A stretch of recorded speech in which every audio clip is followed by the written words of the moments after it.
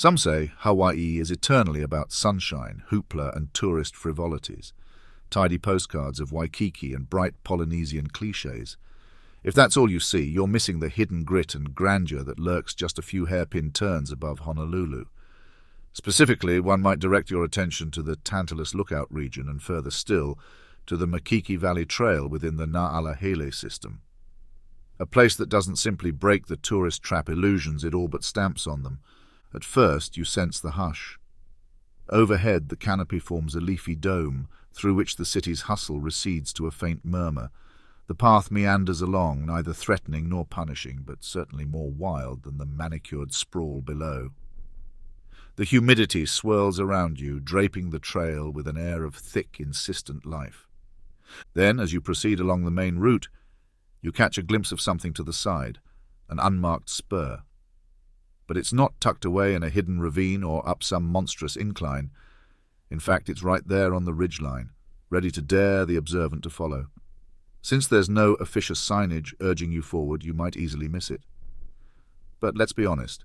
If you're reading this or hearing this, you've presumably come looking for something more than a carefree stroll. So take a measured pause and step onto that side path. The real reveal awaits. You now find yourself on a ridge that offers an arresting vantage on Honolulu's sprawling clutter. A seemingly endless grid of concrete, glass, and the illusions of man's permanence. Here the wind doesn't so much billow as announce itself with a tangible whoosh, whispering old truths about how ephemeral our proud little high-rises truly are. From this vantage the city looks both grand and puny, a gleaming blot on the edge of a vast ocean, precariously perched between mountain and sea, and wholly at the mercy of natural forces that could, if they cared to, sweep it away without so much as a second thought. Returning to the main trail, one slips back under the protective canopy. In this quieter stretch, you'll begin to notice the ghosts of a different era, the remains of structures dating to World War II.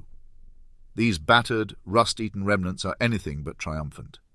They lie half-buried, half-decayed, consumed by vines and choked by the unstoppable green sprawl.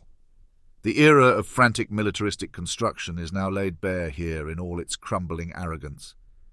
Concrete slabs, rebar skeletons, the odd metal fixture. In some parts of the world, such artifacts would be cleaned up, scrubbed down, or polished to show off as tourist attractions. Here, nature has no such politeness.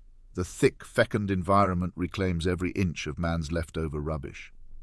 And what a vital lesson that can be for those who have eyes to see. Our wars, our high-minded defences are but fleeting footnotes to the unstoppable momentum of life. A war bunker or a watchpost collapses into the vegetation and disappears, like a book sinking into quicksand, no matter how important the text once seemed. Strolling through this living corridor of history, one might feel that the trail is telling two parallel stories.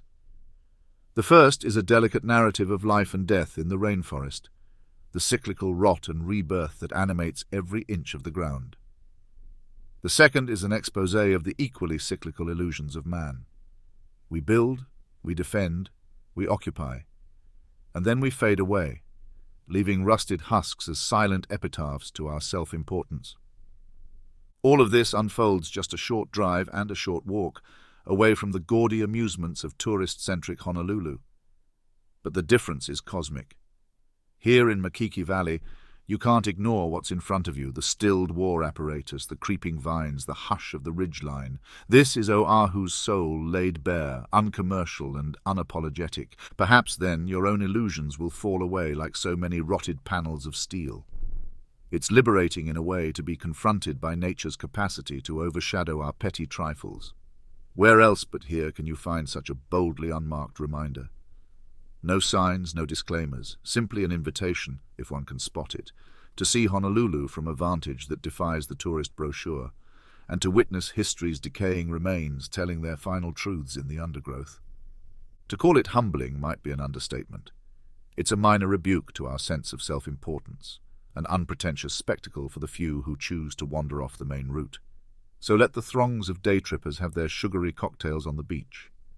If you prefer to face both the majestic and occasionally brutal realities of Oahu, find that ridgeline spur, peer down at the city below, and afterward note the battered war remnants returning to the cradle of nature. This is not simply about scenic vistas. It's about glimpsing the eternal contradiction of Hawaii, the unstoppable advance of vines and roots, and the ephemeral illusions of men who've tried time and again to master a place that can never be fully tamed. That, I propose, is a view well worth the detour.